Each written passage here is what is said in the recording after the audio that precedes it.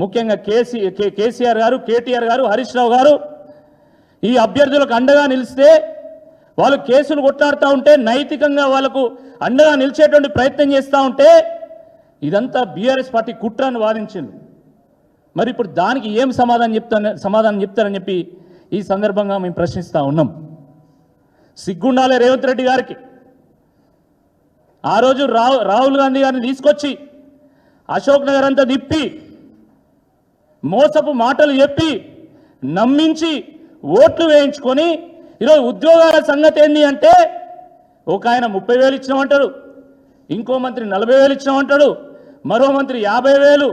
నేనేమన్నా తక్కువ, నా మంత్రులు ఇంత చెప్తున్నాం, నేను కూడా 10,000 యాడ్ చేసి చెప్తే అయిపోతుంది అని చెప్పి మహేష్ గౌడ్ గారు పిసిసి ప్రెసిడెంట్ ఆయన 70,000. ఇక మొన్ననైతే ఆ పొన్నం ప్రభాకర్ 1,00,000 ఉద్యోగాలు ఇచ్చామంటారు. వేలం పాట వాడినట్టు మీడియా ముందు, తెర ముందు వేలం పాట, తెర వెనుక సర్కారీ వారి పాట కొనసాగుతున్నది, సర్కారీ వారి వాట కొనసాగుతున్నది, సర్కారీ వారి కోట కూడా కొనసాగుతున్నది. ఇది అన్యాయం కాదా అని చెప్పి ఈ సందర్భంగా మేము ప్రశ్నిస్తూ ఉన్నాం. ఈరోజు హైకోర్టు ఏం తీర్పిచ్చింది?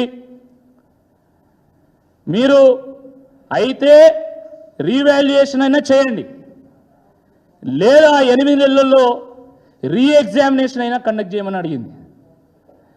రీవాల్యుయేషన్కి ఎట్టి పరిస్థితిలో బీఆర్ఎస్ పార్టీ ఒప్పుకునేది లేనే లేదు. ఎందుకంటే రీవాల్యుయేషన్లో మీరు ఏం చేస్తారో మాకు తెలుసు. మీరు మొన్నదాకా చేసినటువంటి వాల్యుయేషన్లో ఏం జరిగిందో అందరూ తెలుసు. ఆ మధ్యలో శ్రీధర్ బాబు గారిని కొండ సురేఖ గారు మా అల్లుడికో జాబ్ కావాలంటే దాంట్లో ఏముందో చూద్దాంలే అన్నారు.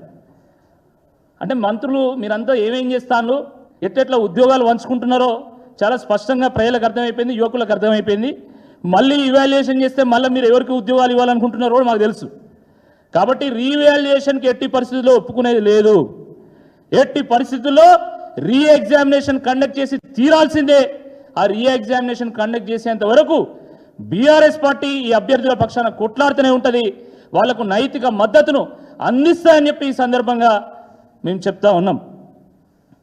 మిత్రులారా, ఇదే ఆంధ్రప్రదేశ్ పబ్లిక్ సర్వీస్ కమిషన్ ఇట్లాంటి పరిస్థితి ఒకటి ఎదురైనప్పుడు అక్కడ కూడా కోర్టు తీర్పిచ్చింది రీవాల్యుయేషన్ చేయమని. రీవాల్యుయేషన్ చేస్తే మళ్ళీ 50% ఎవరికైతే గతంలో ర్యాంకులు వచ్చినాయి వాళ్ళకే వచ్చినాయి. ఇప్పుడు మళ్ళీ దాని మీద కోర్టులో కేసు నడుస్తుంది. ఈ సెప్టెంబర్ 15 ఫైనల్ హియరింగ్ ఉంది. కాబట్టి ఇప్పటికే ఏళ్ల తరబడి అశోక్ నగర్లో పాపం ఇరుకైనటువంటి గదుల్లో ఆ నిరుపేద విద్యార్థులు, అభ్యర్థులు, ఆ బీద బడుగు బలహీన వర్గాలకు సంబంధించినటువంటి ఆ ఎస్సీ ఎస్టీ బిడ్డలు వాళ్ళందరూ కూడా మగ్గిపోతున్నారు. వాళ్ళ వయసు పెరుగుతూ ఉన్నది, జుట్టు రాలుతూ ఉన్నది, పొట్ట పెరుగుతూ ఉన్నది, జేబులు ఖాళీ అవుతూ ఉన్నాయి, అప్పులు అవుతూ ఉన్నాయి, దిక్కుదోచినటువంటి ఒక పరిస్థితుల్లో ఉన్నారు. తెల్లారు లేస్తే బీఆర్ఎస్ పార్టీ ఆఫీస్ చుట్టూ, ఇతర ప్రతిపక్ష పార్టీల ఆఫీసుల చుట్టూ తిరుగుతున్నారు, మాకు వీళ్ళనే న్యాయం చేస్తారో అని చెప్పి. కాబట్టి ఇటువంటి పరిస్థితుల్లో మళ్ళీ వాళ్ళ నోట్లో మట్టి కొట్టేటువంటి ప్రయత్నం చేయొద్దు దయచేసి. తెలుగు మీడియం విద్యార్థులంటే అసలు ఈ ప్రభుత్వానికి ఎంత నిర్లక్ష్యం. అరే తెలంగాణ గడ్డ, తెలంగాణ భాష కోసం, యాస కోసము కొట్లాడినటువంటి గడ్డ. అలాంటి గడ్డ మీద 40% మంది తెలుగు మీడియం విద్యార్థులు పరీక్ష రాస్తే కనీసం 10% కూడా వాళ్ళు క్వాలిఫై కాలే అంటే ఏం జరుగుతున్నది? ఎందుకు ఇంత వివక్ష?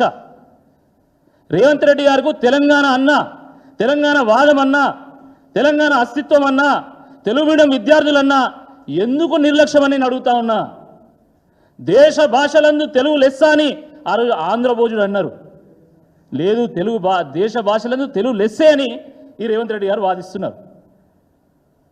ఈరోజు హైకోర్టు ఇచ్చినటువంటి తీర్పు తెలుగు భాషా ప్రేమికులకు, తెలంగాణ